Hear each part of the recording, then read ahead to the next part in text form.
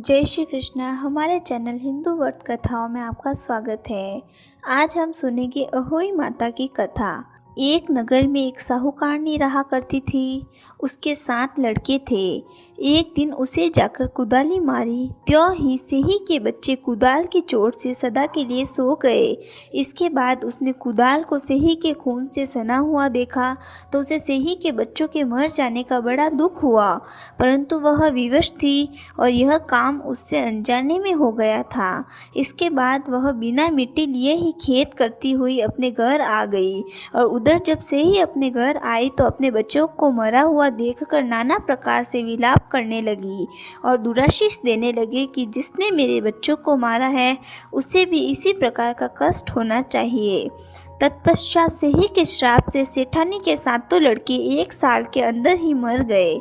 इस प्रकार अपने बच्चों को असमय में काल के मुँह चले जाने पर सेठ सेठानी इतने दुखित हुए कि उन्होंने किसी तीर्थ पर जाकर अपने प्राणों को तज देना उचित समझा। इसके बाद वे घर बार छोड़कर पैदल ही किसी तीर्थ की ओर चल दिए और मूर्छित होकर गिर पड़े।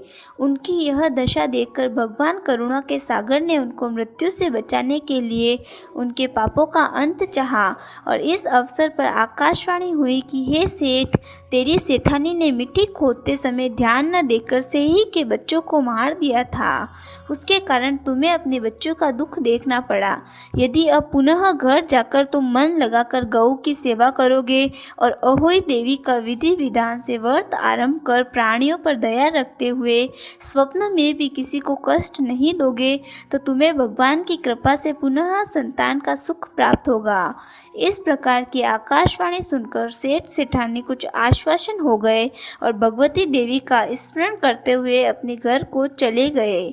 इसके बाद श्रद्धा शक्ति से न केवल अहोई माता के व्रत के साथ गौ माता की सेवा करना आरंभ कर दिया, अपितु सब जीवों पर दया भाव रखते हुए क्रोध और द्वेष का परित्याग कर दिया।